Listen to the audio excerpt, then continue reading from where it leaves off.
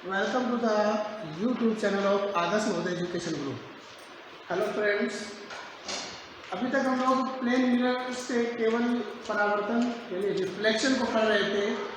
आज हम लोग प्लेन मिरर के रोटेशन को समझेंगे कि अगर किसी समतल दर्पण को घुमाया जाए, रोटेट कराया जाए, तो विचलन कोण पर क्या प्रभाव पड़ेगा।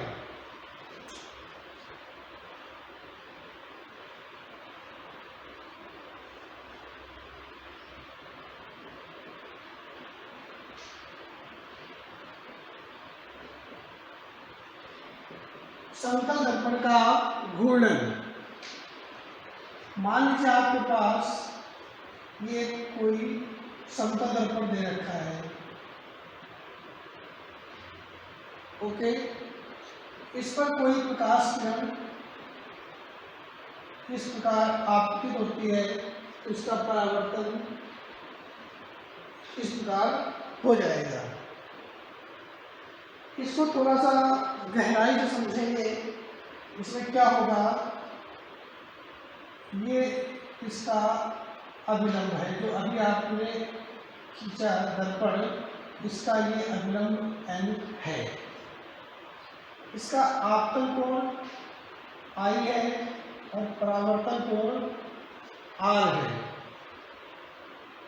तो इसका विचलन कितना होगा, हमें पता है। इसका विचलन जो होगा, ये प्रकाश किरण ऐसे जा रही थी, इसका पथ ये था, तो ये इसका विचलन हो गया, जिसको मैंने कल आपको समझाया था कि ये जो विचलन है डेल्टा, तो डेल्टा इज इक्वल टू हो जाएगा 180 डिग्री माइनस 2i। कैसे, ये पूरा 180 डिग्री हो गया, इसमें से 180 में से डेल्टा कितना होगा, आई और आर को घटा देंगे, आई और आर बराबर है तो लिख देंगे 2i, ओके।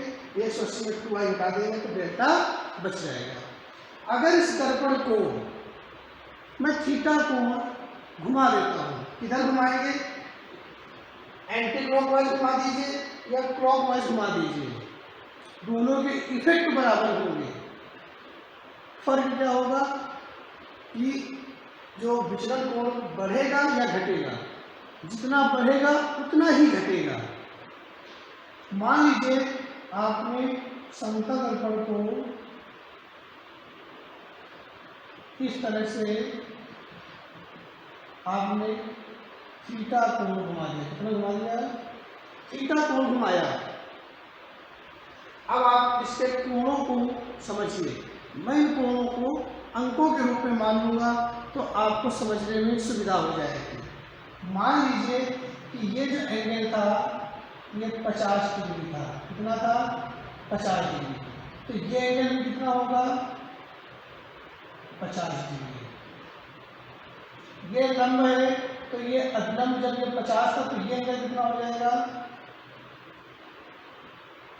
40 डिग्री हो जाएगा। समझ में आ जाएगा। और ये जो पहले एंगल था ये वाला, ये भी 40 डिग्री होगा।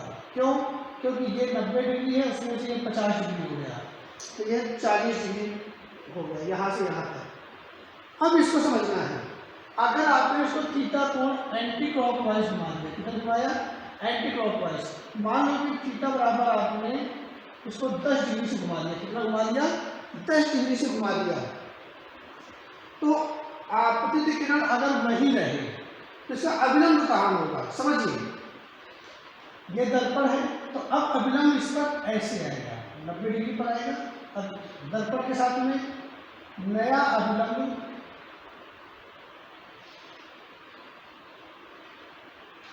ये हो जाएगा, नया अभिलंब 10 डिग्री घूम जाएगा, यानी जो थीटा है, और नया अभिलंब एन डैश यहाँ पर आ गया।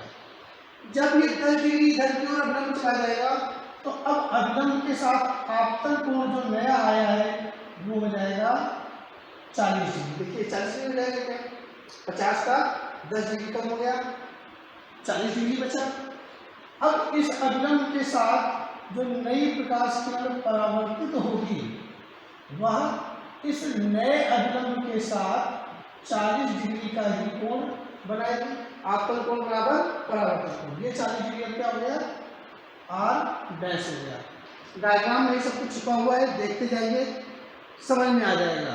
पॉज करके रिप्ले करके आप इसको देखिएगा, आपको क्लियर हो जाएगा। अब देखिएगा जरा ध्यान से, ये 40 डिग्री हो गया, ये 40 डिग्री हो गया, और ये भी आपका 40 डिग्री है। क्लियर है ना, 40 40 और ये इसके साथ 40 डिग्री हो गया। ओके, तो ये बचा हुआ 40 40 40, तो ये बचा हुआ कोण कितना हो जाएगा,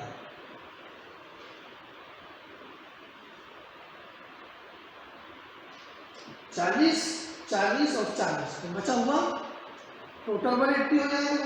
ये पूरा 180 है, 40 40 80 4 30 120, तो ये बचा हुआ एंगल बचेगा 60 डिग्री। ओके, इसमें से ये 40 डिग्री की जो पहली परावर्तित किरण थी वो 40 डिग्री पर थी, तो और नई 60 डिग्री पर, तो जो परावर्तित किरण है ना वो कितना घूम गई, 20 डिग्री, क्योंकि टोटल 60 है, ये 40 था, तो ये 20 बचेगा, यानी ये हो गया आपका 2 थीटा, थीटा का डबल।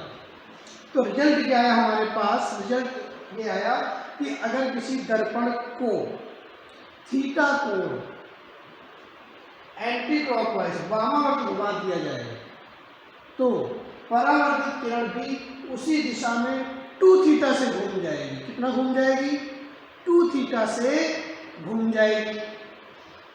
अगर इस दर्पण को थीटा डिग्री क्लॉकवाइज घुमा देता है, थीटा डिग्री क्लॉकवाइज घुमा देता, तो ये परावर्तित किरण है वो 2 थीटा क्लॉकवाइज घूम जाती है 2 थीटा से। ओके, तो विचलन कोण कितना हो गया, पहले विचलन था डेल्टा, अब 20 डिग्री और बढ़ गया, यानी कि 2 थीटा और बढ़ गया, तो नया विचलन कोण हो जाएगा 180 माइनस 2i प्लस 2 थीटा।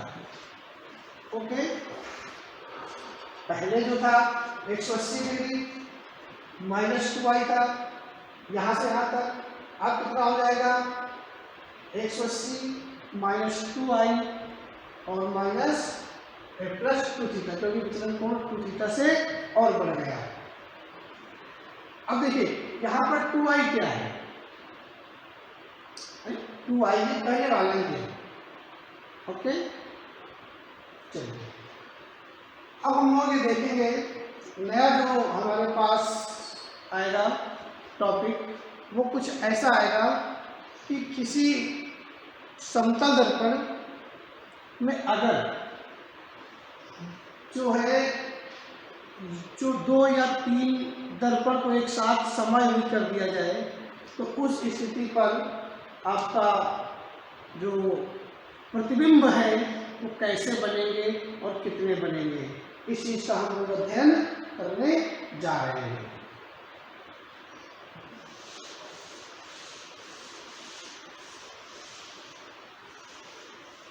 ये चीज क्लियर हो गई डायग्राम से, इसको मैं डिलीट कर देता हूँ।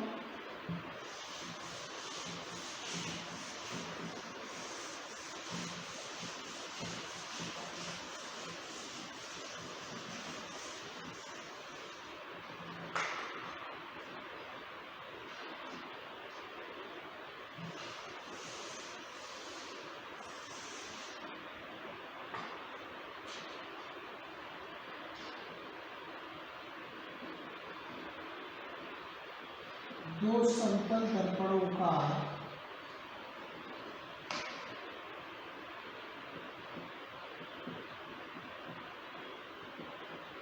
समायोजन,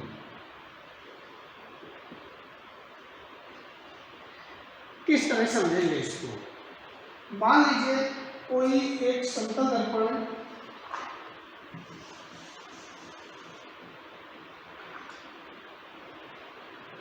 कोई एक समतल दर्पण ऐसे है, दूसरा समतल दर्पण इसके साथ में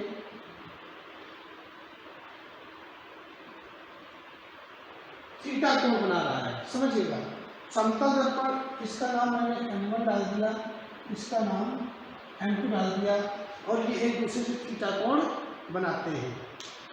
कंसेप्चुअल है, बिल्कुल छोटा सा पॉइंट है समझने के लिए। एक कोई संख्या है 360/θ। 360 एक संपूर्ण कोण है, फिक्स है, चेंज नहीं होगा।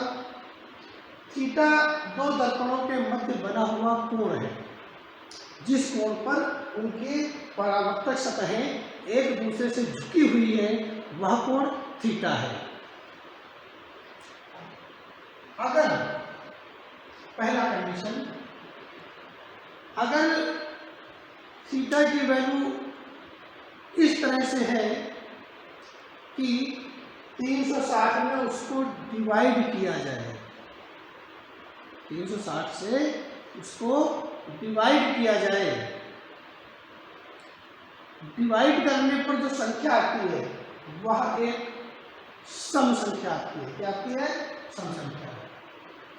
यदि n बराबर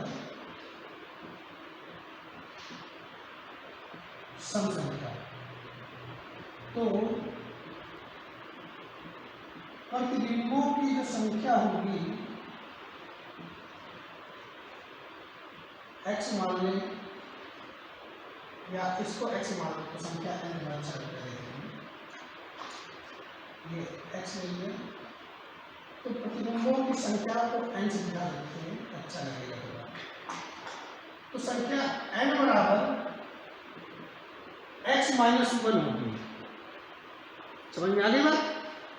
देखिए, एक मैं चित्र बनाता हूँ, उस चित्र में आपको पूरा कंसेप्ट मिल जाएगा। मान लीजिए कि दो दर्पण एक दूसरे से 90 डिग्री पर झुके हुए हैं, समझिएगा।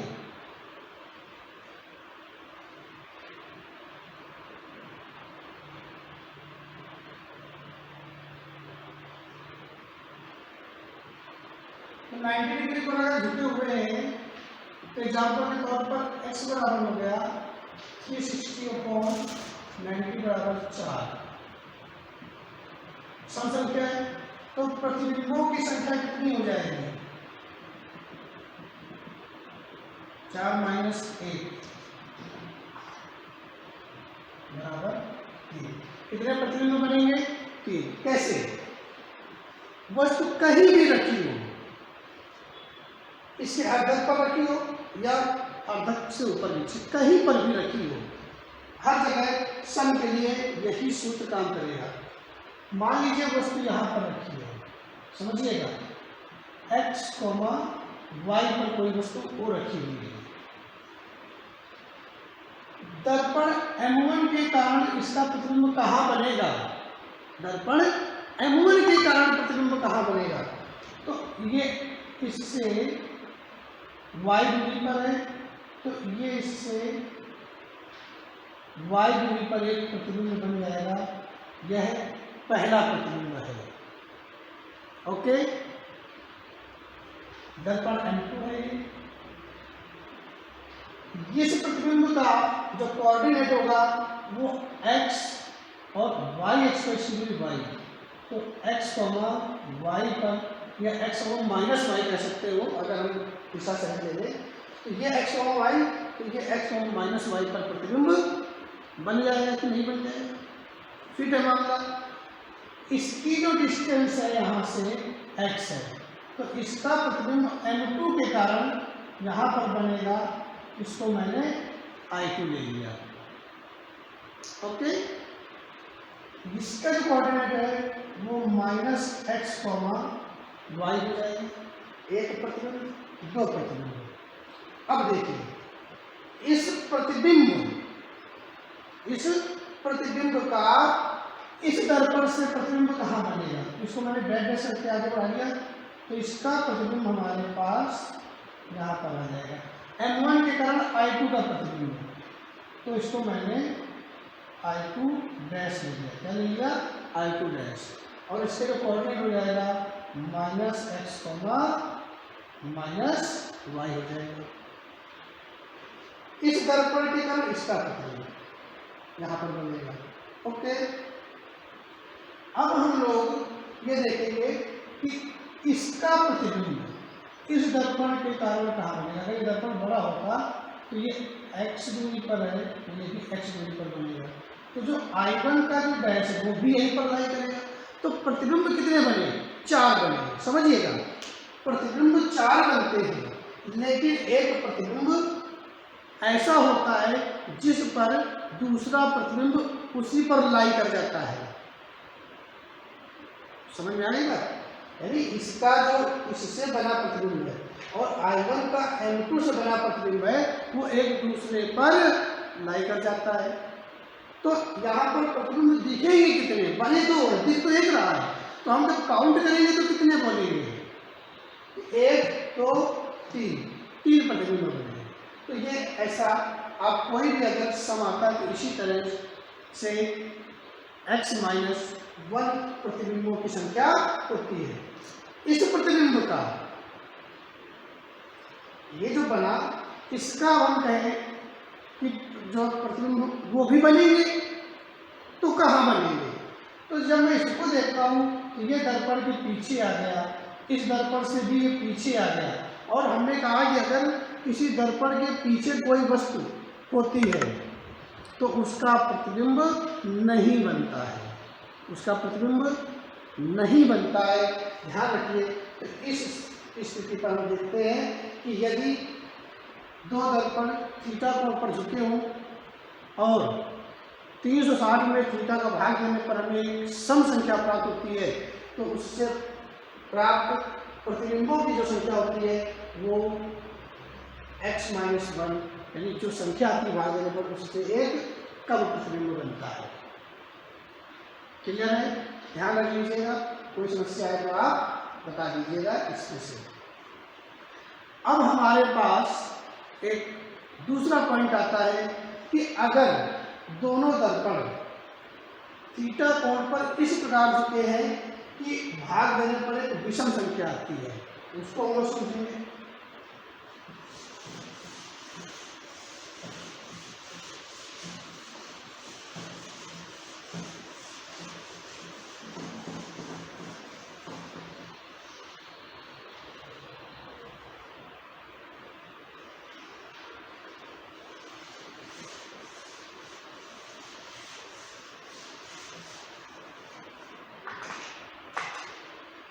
दूसरा पॉइंट है यदि x बराबर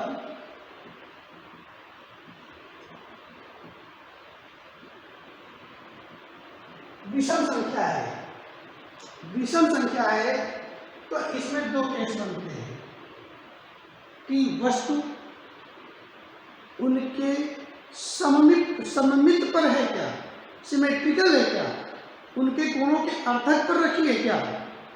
तो देखिए इसको भी हम लोग चित्र बना के समझ लेंगे, बहुत आसानी से आपको समझ में आ जाएगा। ये दर्पण आपके पास M1 दे रखा है और दूसरा दर्पण आपको M2 दे रखा है। सपोज करो इनके बीच का एंगल 120 डिग्री है। कितना है? 120 डिग्री। तो अगर इनका मैं अर्धक खींचता हूँ इसका, तो यहाँ पर जाता है, और मान लीजिए कि कोई वस्तु वो यहाँ पर रखी हुई है। समझिएगा ध्यान से, नहीं है तो बता दीजिएगा। इस वस्तु का इस दर्पण के द्वारा पहला प्रतिबिंब उतना ही पीछे यहाँ पर बना, पहला प्रतिबिंब M1 के द्वारा I1 बन गया। ओके, और इसका प्रतिबिंब कहाँ बनेगा? समझ में आएगा? तो इसका प्रतिबिंब हम देखेंगे, इस दर्पण को हम काल्पनिक रूप से आगे बढ़ा हुआ मान लेंगे।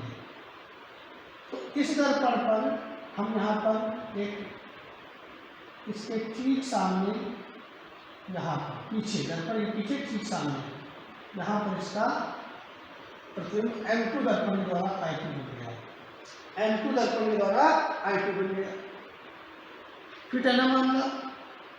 अच्छा, अब देखो इसकी डिस्टेंसेस इस प्रकार होगी कि ये जो इमेज बनेगा ये इस लाइन पर लाई कर जाएगा। समझ में आ रही बात? नहीं आ रही? या ये कर दें कि इसको थोड़ा सा और सिंपली बना देते हैं हम लोग।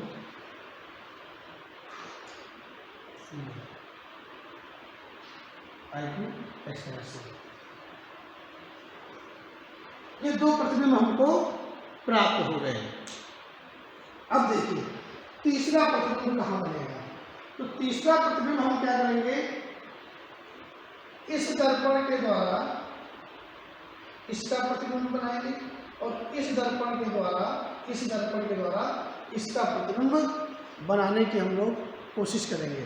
तो इसके रिजल्ट क्या आते हैं, अगर विषम संख्या है और वस्तु सममित पर है, वस्तु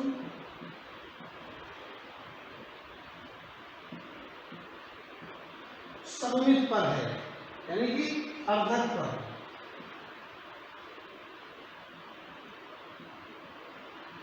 अर्धक पर है, तो प्रतिबिंबों की संख्या जो होगी वो 360/θ कितना आया, मान लीजिए 120 ले लिया आपने एग्जाम्पल के तौर पर।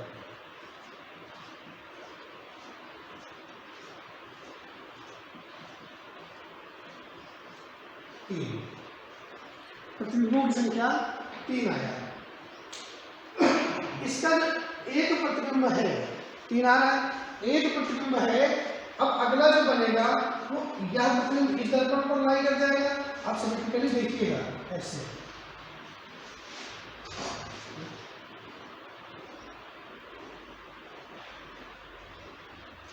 ये एंगल कितना है 60, ये एंगल कितना है 60 डिग्री का। समझ में आ रही बात? अच्छा 60 ये कॉमन साइड हो गई, दोनों में कॉमन साइड इस दोनों ट्रायंगल में देखते हैं, ये डिस्टेंस और ये डिस्टेंस आपस में बराबर हो जाएगा, ये इमेज आपस में बराबर। इसका मतलब है ये इमेज इस मिरर पर ही लाई कर जाएगा। समझिएगा, ये जो इमेज है इस मिरर पर लाई करेगा और यहाँ पर देखेंगे तो ये इमेज भी आपका 60 डिग्री हो जाएगा और ये 60 डिग्री क्यों, क्योंकि ये एक स्ट्रेट लाइन है। तो इसका जो इमेज है ये इस मिरर पर लाई कर जाएगा। जैसे ही मिरर पर लाई करेगा या मिरर के पीछे जाएगा तो उसका प्रतिबिंब उस मिरर के द्वारा बनता नहीं है। तो इस स्थिति पर हम देखते हैं कि हमें 2 प्रतिबिंब प्राप्त हो रहे हैं। कितने प्रतिबिंब प्राप्त हो रहे हैं? यहाँ पर 2 प्रतिबिंब प्राप्त होते हैं। अतः इस स्थिति पर बनने वाले प्रतिबिंबों की जो संख्या होगी वो हो जाएगी, प्रतिबिंबों की संख्या बराबर x - 1 बराबर 2। कितना आ जाएगा 2। तो यहाँ माइनस में लिख देंगे ऐसे बराबर। तो अगर कोई भी वस्तु, 2 दर्पण जिनके मध्य ऐसा कोण बनता है कि 360 में उससे डिवाइड करने पर एक विषम संख्या आती है, क्या आती है? विषम संख्या आती है। परंतु वस्तु सममित पर नहीं है, सममित पर है यानी कोण अर्धक पर है। तो बनने वाले प्रतिबिंबों की संख्या होती है x - 1। क्लियर हो गया? अब सपोज करो अगर ये वस्तु यहाँ पर होती है, यहाँ मैं यहीं पर मैं समझा देना चाहता हूँ, अगर ये वस्तु यहाँ पर होती है तो एक प्रतिबिंब यहाँ बन जाता, दूसरा यहाँ बन जाता। क्योंकि ये प्रतिबिंब अभी दर्पण के पास में ही है तो इसका वापस यहाँ पर एक और बन जाता है। अब नए प्रतिबिंब इस दर्पण से भी पीछे और इस दर्पण से भी पीछे, तो 1 2 3 प्रतिबिंब बनते हैं। समझ में आ रही बात? नहीं आ रही?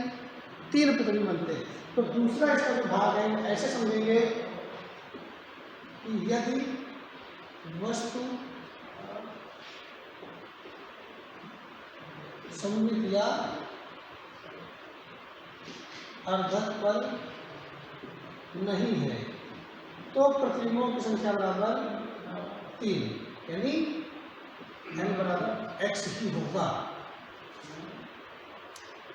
डायग्राम से क्लियर है आपको कि अगर 360 में कोण का भाग दिया जाए और वो एक हमको विषम संख्या प्राप्त होती है तो उसकी 2 कंडीशन होती है। यदि वस्तु कोण के अर्धक पर है तो प्रतिबिंबों की संख्या x-1 आएगी, और अगर अर्धक पर नहीं है तो प्रतिबिंबों की संख्या x के बराबर होगी। ओके, क्यों? क्योंकि जो थर्ड इमेज होती है ना वो और बनती है, दोनों इमेज मिरर पर लाइन नहीं करती अगर अर्धक पर नहीं है। So this is very most important for you.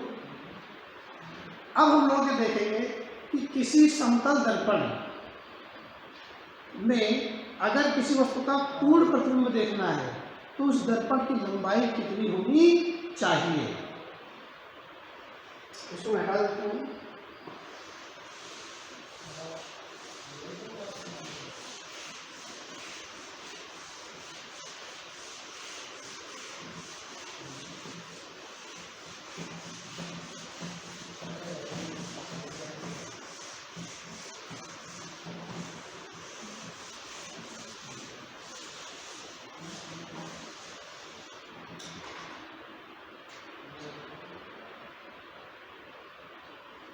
वस्तु का पूर्ण प्रतिबिंब देखने के लिए दर्पण की आवश्यक लंबाई। सिंपल सा क्वेश्चन है, कोई इसमें रॉकेट साइंस यूज नहीं होगा। मान लीजिए ये कोई आपके सामने समतल दर्पण रखा हुआ है और ये वस्तु ए बी है, या कोई बच्चा खड़ा है, कोई व्यक्ति है, या अपना पूरा प्रतिबिंब देखना चाहता है। समझ में आने का इसका मतलब अगर जिसका नेत्र यहाँ पर है, यहाँ पर इसकी आंख है, तो इसके प्रत्येक भाग से चलने वाली प्रकाश किरणें इसके नेत्र पर पहुंचना चाहिए तो उसको दिख जाएगा।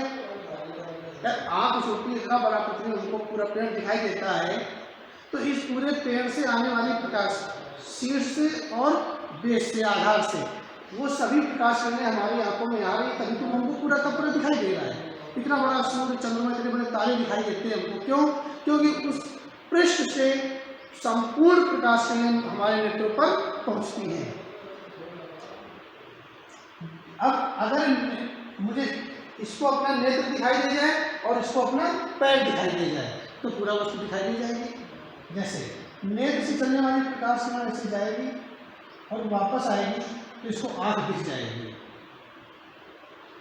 यहाँ से चलने वाली प्रकाश किरण इस तरह वापस आ जाएगी, नेत्र पर पहुंचना चाहिए। मैंने क्या कहा? नेत्र पर। तो अगर मैं देखूं कि यहाँ से पैर से चलने वाली प्रकाश किरण अगर इस तरह जाती है तो परावर्तित होकर के इसके नेत्र पर पहुंच जाएगी। यानी कि अगर उसको अपनी कमर देखनी है तो कमर से चलने वाली प्रकाश किरण इस तरह से उसके नेत्र पर पहुंच जाएगी और कमर दिख जाएगी। यानी कि इसके ऊपर का जो ये प्रतिबिंब, ये दर्पण है और ये दर्पण का भाग किसी काम का नहीं है।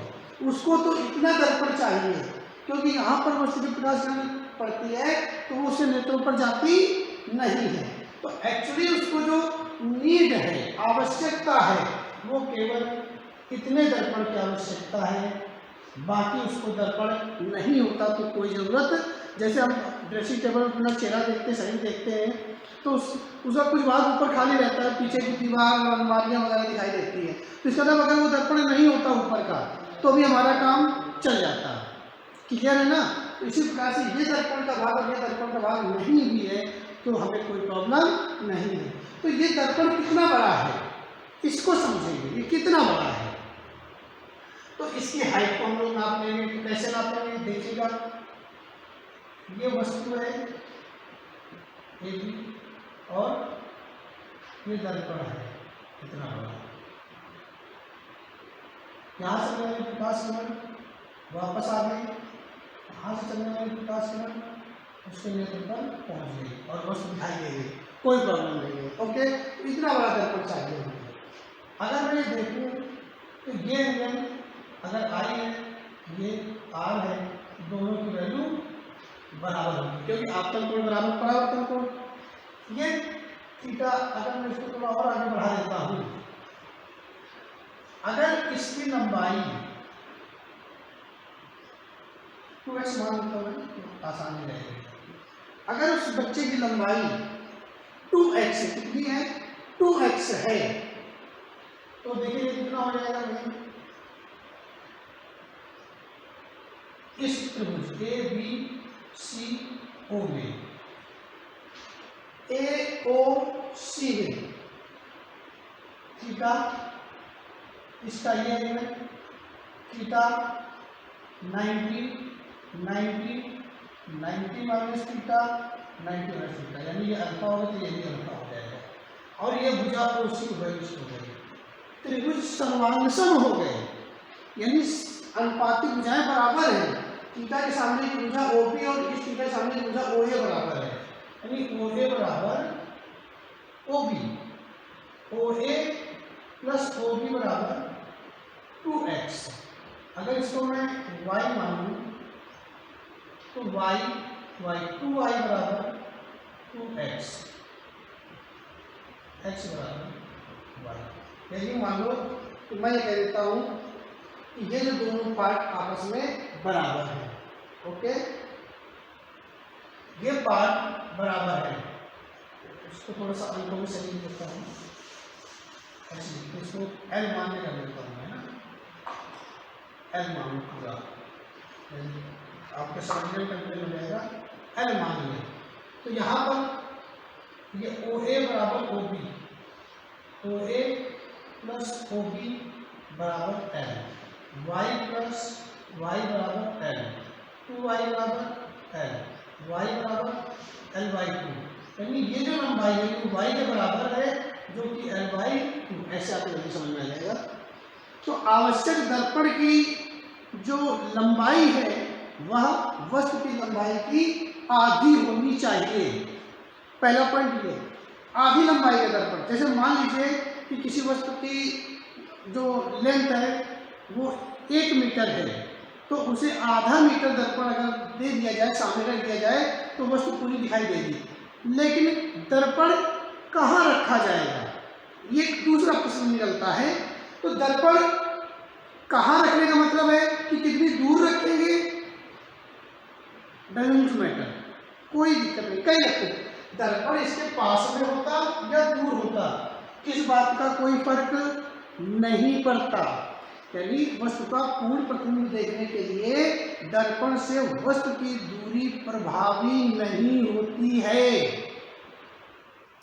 प्रभावी क्या होगा, इस दर्पण को अगर मैं नीचे खिसका देता हूं, अगर मैं ये दर्पण नहीं होता, इतना दर्पण नहीं होता, समझिए इतना होता है, पहले से बड़ा है, इस आवश्यक दर्पण से बड़ा है, लेकिन इस व्यक्ति को अपना प्रतिबिंब का एक भी हिस्सा दिखाई नहीं दे रहा। तो दर्पण की जो ज्यामिति है वो जो है इंपॉर्टेंट होती है।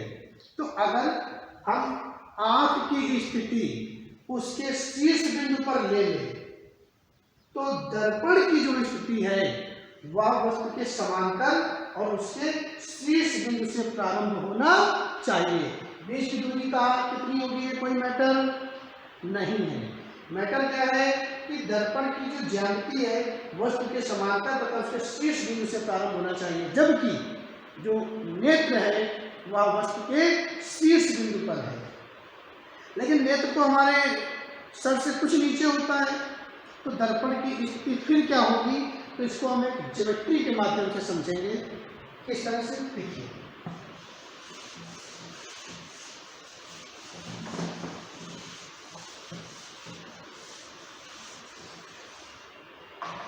ज्योमेट्री से कैसे इसको समझेंगे। ये एक कोऑर्डिनेट बना लिया मैंने, ये कोई इंसान है ओ ए, इसकी लंबाई जो है मैं पूरी लिखता चलूंगा। मान लीजिए इसकी लंबाई है 120 सेंटीमीटर, कितनी लंबाई है इसकी, 120 सेंटीमीटर। ओके। और इसका जो नेत्र है, जो आंख है, वह शीर्ष से 20 सेंटीमीटर नीचे है। समझ में आ गई बात नहीं आ गई? अब उसको OA को अपना पूरा प्रतिबिंब देखना है, तो दर्पण कितना बड़ा होना चाहिए? दर्पण को 60 सेंटीमीटर का ही लगेगा, लेकिन अब की बार उसकी स्थिति बदल जाएगी। कैसे? तो मैंने दर्पण लिया, इसके सामने लिया दर्पण है, तो उसके शीर्ष यानी सर से चलने वाली प्रकाश किरण उसके नेत्र तक पहुंचनी चाहिए, और उसके पैर से चलने वाली प्रकाश किरण भी उसके नेत्र तक पहुंचनी चाहिए। तो इसका मतलब अब आवश्यक दर्पण जो है वह कितना है, और ये शेष भाग इसका व्यर्थ है। तो दर्पण की स्थिति क्या होगी? वही कहानी, यहाँ से मैंने लंब खींचा, इसका अवलंब यहाँ से लंब खींच दिया, फिर वही कहानी, ये दोनों समांतर त्रिभुज बन जाएंगे। तो ये पूरा 100 सेंटीमीटर था, तो नीचे की लंबाई हो गई 50 सेंटीमीटर। तो नीचे से यहाँ से 50 सेंटीमीटर ऊपर से प्रारंभ होगा, और ऊपरी हिस्सा ये 10 सेंटीमीटर, ये 10 सेंटीमीटर हो जाएगा, क्योंकि 20 था ना, और ये समांतर त्रिभुज बन जाएंगे। तो जो दर्पण की जो ज्यामिति होगी वह कैसे बढ़ जाएगा कि वस्तु के समांतर, परंतु आधार से, जहाँ से उसका पैर है, आधार से एक्स एक्सिस से 50 सेंटीमीटर की ऊंचाई पर उसको स्थापित करना पड़ेगा, तब जाकर के वह व्यक्ति अपना सर से पैर तक पूरे प्रतिबिंब को सुविधाजनक तरीके से देख सकता है। तो this is all about image and the height of mirror required to see whole image by any object. अब हम लोगों को अगर कोई दो दर्पण आपके एक दूसरे के समांतर है तो प्रतिबिंब की संख्या कितनी होगी, उसको भी हम लोग देख लेते। पॉइंट बी पे छूट गया था, तो यहाँ पर हम क्लियर कर लेंगे।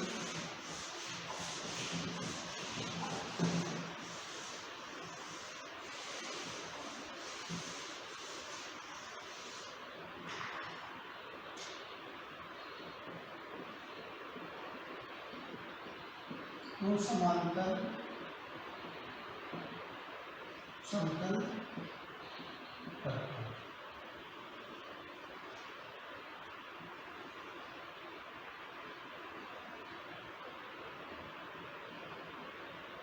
ये M1 है,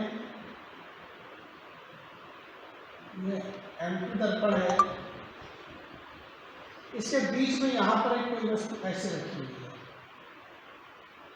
समझिएगा ध्यान से, नहीं है तो आप बता दीजिएगा मेरे को।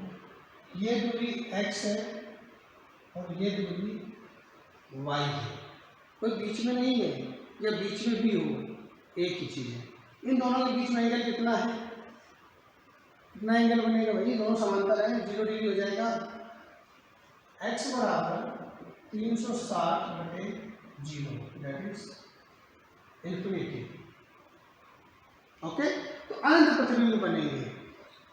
इसके द्वारा x दूरी पर पीछे M1 के द्वारा पहला प्रतिबिंब I1, M2 के कारण इसका पहला प्रतिबिंब